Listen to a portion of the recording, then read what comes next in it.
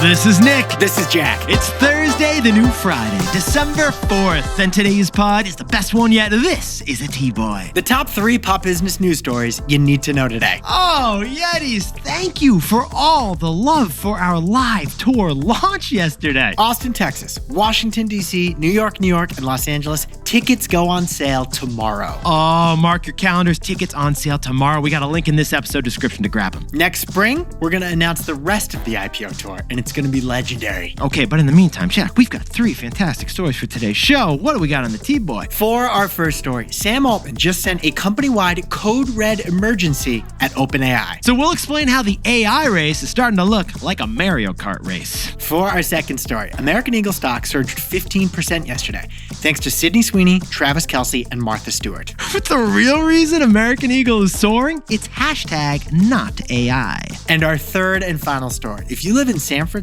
Austin, Atlanta, or Phoenix, have you noticed that the robo-taxis have started driving more aggressively? Yeah. Waymo just confirmed it's true. A software update that Jack and I call Crazy New York City Taxi Mode. But Yetis, before we hit that wonderful mix of stories. Whoa, I'm walking here. Where you going, Waymo? Your Instagram is probably still flooded by your friend's Spotify screenshots. That's right. A happy Spotify rap season to all those who celebrate. Spotify rap told me that my music taste is that of a 76-year-old. Jack, Spotify rap told me that I'm in the top 1% of listeners for both Baby Shark and Sabrina Carpenter. Okay, so Spotify thinks I'm very old and you're ridiculously young. Yeah, we got to speak to a manager. But Yetis, did you know that when Spotify Wrapped launched back in 2015, it was actually an intern's idea? And now every media CEO has stolen that intern's idea. YouTube, Apple Music, Amazon Music, and Strava, they all do their own version of Year in Review. Basically, Spotify Wrapped got zucked. So, right now, we're going to do the same. Yeah, let's do it. The best one yet's Wall Street Wrapped. Yes, it's our year in review of the pop-biz headlines. Jack, kick it off for us over there. In 2025, Wall Street's least favorite genre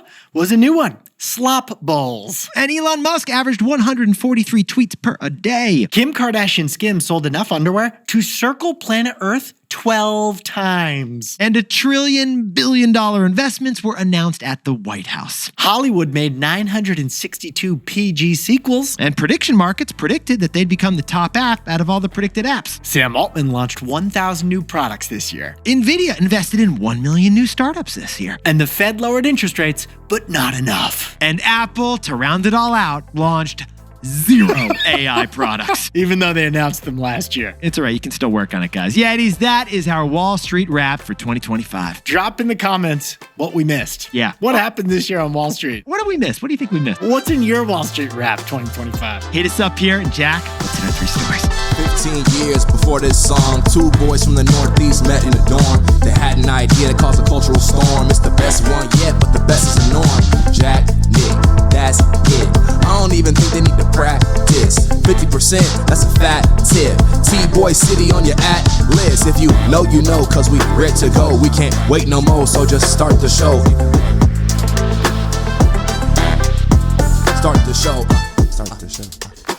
For our first story, on Monday, Sam Altman called code red at OpenAI. It's a company-wide emergency. The reason? Google and Anthropic became the big men on the artificial intelligence campus. So Sammy slammed that emergency button.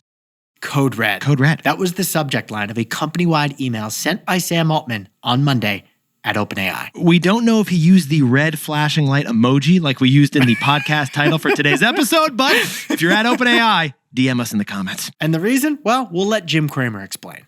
Push and play. I don't want to steal something because I've got these guys that I'm on for a podcast this morning, TBOY. And they're really pretty terrific.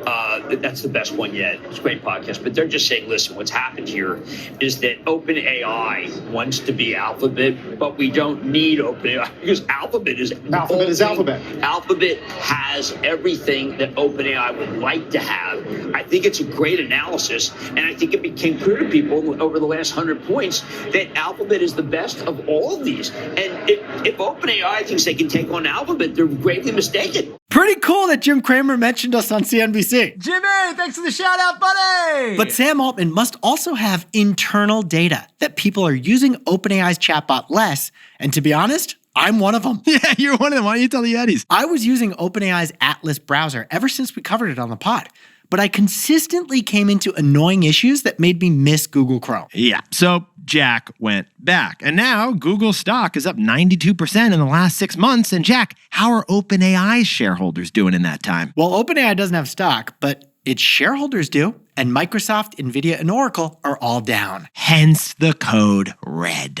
Sam Altman told everyone to stop all non-core projects and double down on improving the chatbot, ChatGPT. It's like the red goal light at a hockey game, and it is wailing right now.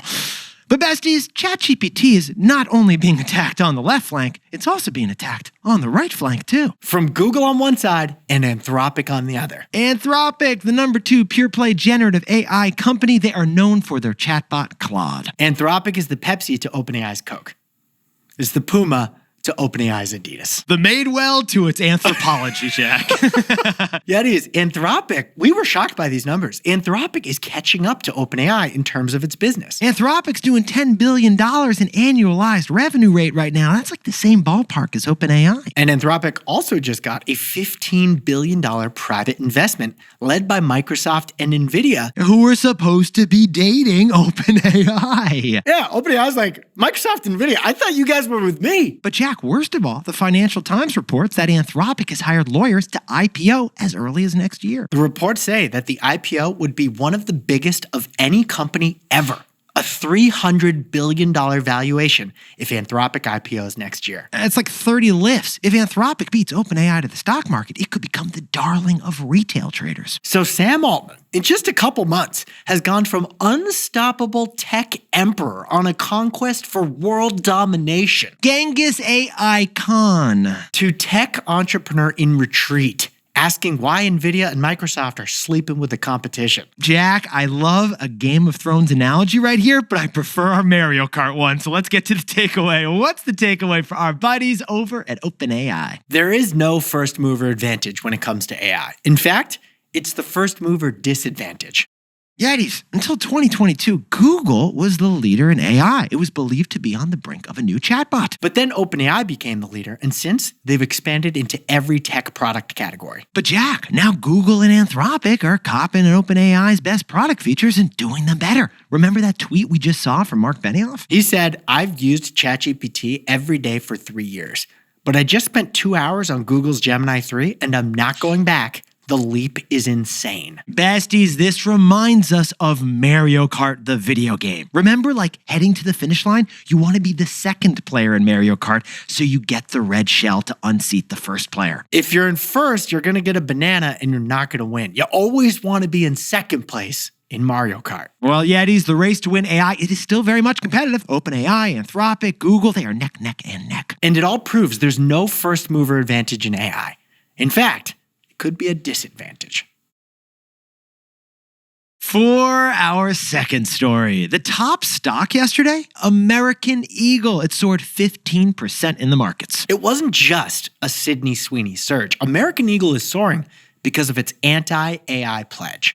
Now, Yetis, to kick off this story, quick question. Drop your answer in the comments. Jack, what's the question? What celebrities are you putting on Gen Z's Mount Rushmore? All right, I got some here. Jack, you ready for this? How about Travis Kelce, Coco Gauff, and Sydney Sweeney? Well, because American Eagle has signed all of them. Oh, and American Eagle just signed Martha Stewart last month, my friend. There's nothing a 23-year-old respects more than a crispy pumpkin pie prepared in a gingham apron and a balsam candle burning nearby on the counter. That's a nice touch. Hiring Gen Z's Mount Rushmore as brand ambassadors is paying off for American Eagle. Get this, American Eagle just announced record revenues, which grew 6%. They just had their best Thanksgiving weekend of sales in history. Nick, if American Eagle signs Zendaya and Timothée Chalamet, oh boy, the stock may hit an all-time high. But besties, here's what Jack and I find fascinating. 6% sales growth, that is good, but it's not exactly great. I'm not writing home about 6% sales growth. No. The bigger reason why American Eagle is all the rage now, it's anti-AI pledge. In October, American Eagle's underwear brand, Aerie, went on social media to do what many teens do. An emotional Instagram post. Here it is. Today we commit. No AI-generated bodies or people. Real people only. Then Aerie went on and said in the post, no retouching, no AI, 100% Aerie real. At the American Eagle lunch table, ChatGPT can't sit with us. No, and the result of this Instagram post, it became their top performing post of the entire year. Forget Travis Kelce thirst trap pics and torn American Eagle denim. Yeah, Jack. American Eagle's best post this year is 5 lines of text that we hope were written by humans, not AI. Because besties, remember the story we did earlier this year on J. Crew's epic AI mistake? Yeah, the biggest fashion faux pas of the year. J. Crew sneakily used AI to create vintage-looking images for their magazine. But upon further review, the model's foot was backwards and the popped collar was like hallucinated awkwardly. J. Crew got dragged for using AI, so American Eagle is doing the opposite. That got Jack and I thinking, and we whipped up this takeaway. Jack, what's the takeaway for our buddies over at American Eagle? Anti-AI is the new organic.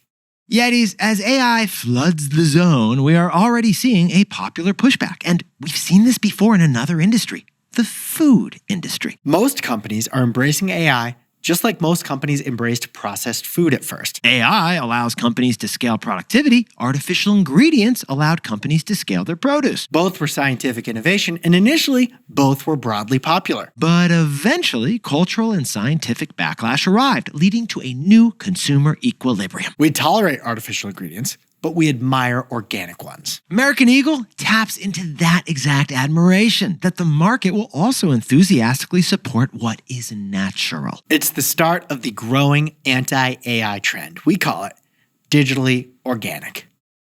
Hey Yetis, if you're a bestie, take a sec and hit that subscribe button. And like this video while you're at it. If you leave a comment, by the way, we'll read it. For our third and final story, Waymo just announced that after 100 million miles, their self-driving cars had 90% fewer accidents than human drivers did. So guess what? They just tweaked their algorithm to make Waymos drive like crazy New York City cab drivers. Oh, hey, watch out over there! Oh, Yetis, Waymo's nationwide expansion kind of feels like the NFL draft the way Jack and I see it. Everyone is waiting to get selected. Dun dun dun. The latest draft picks, Baltimore, Pittsburgh, and St. Louis. Congratulations, step on up. Waymo test robo-taxis are headed your way. Google's self-driving car operation is now active in 5 cities, and 18 more cities have been announced. Besties, check the Waymo blog. Milwaukee, you could be next. I don't think Burlington, Vermont is next. No, I don't think it is either, Jack. But for Alphabet, whose stock has become the best on Wall Street lately, they have even more to gloat about with Waymo. Because Waymo released their biggest study yet on whether their Waymos are actually safe. And Jack and I call it the Declaration of Dependence.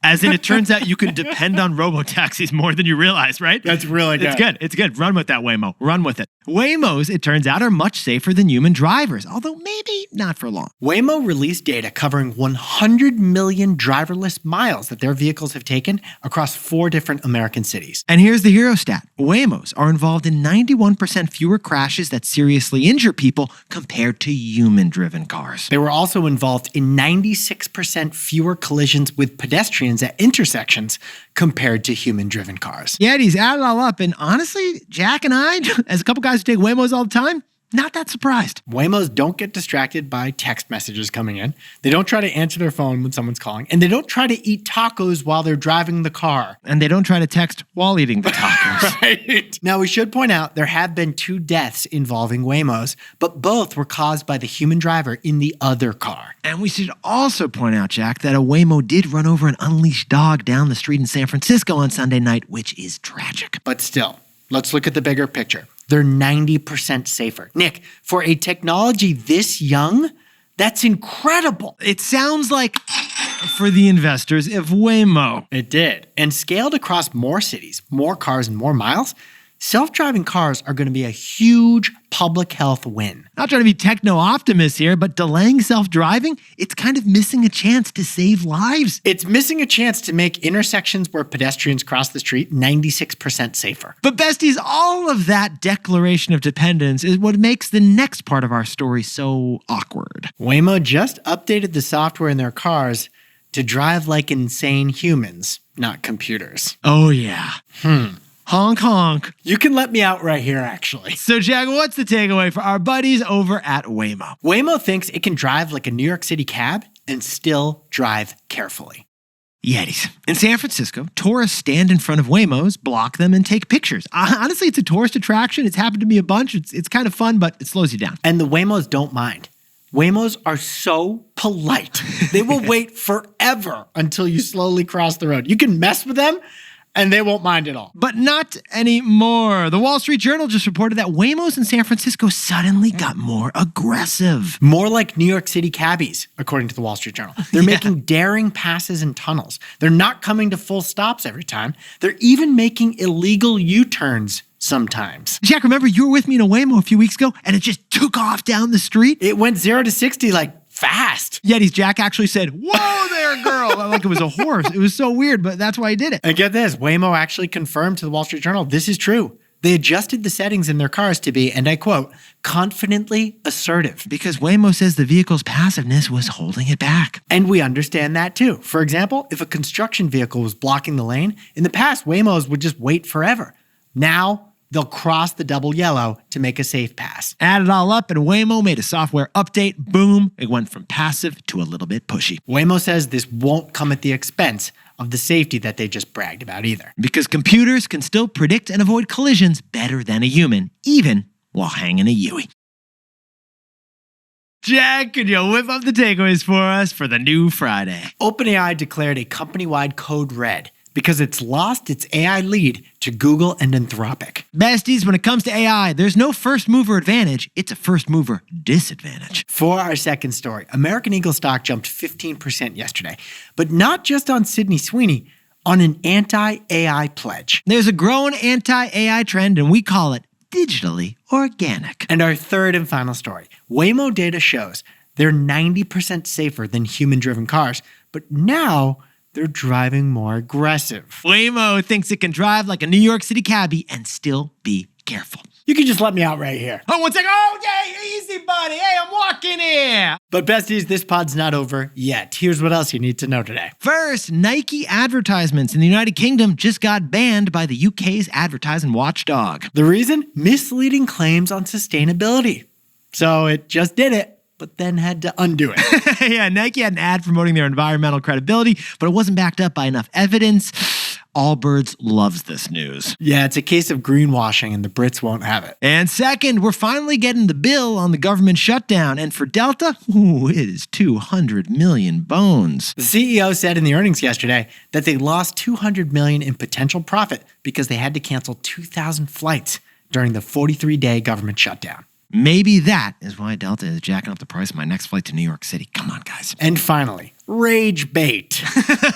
I'm not doing rage bait. Rage bait is the Oxford word of the year. That's right. There were 30,000 submissions, and other top words of the year were aura farming and biohacking. Don't know what aura farming is, but isn't it a type of biohacking? No, you don't know what aura farming is, Jack. But rage bait won, which, Jack, could you use rage baiting in a sentence for us, please? Yeah, it's when you post something intentionally to drive emotional, strong reactions from people. Basically, you bait people into rage responses. Yeah, like Jack, sometimes I'll order a half-calf coffee with Molly, but then I'll only drink half of the half-calf, so it's a quarter calf. And that's basically rage baiting. It's kind of rage baiting. Yeah, I don't think she likes it. Actually, rage bait's the barista. They worked hard on that thing. All right, well, now I just feel guilty.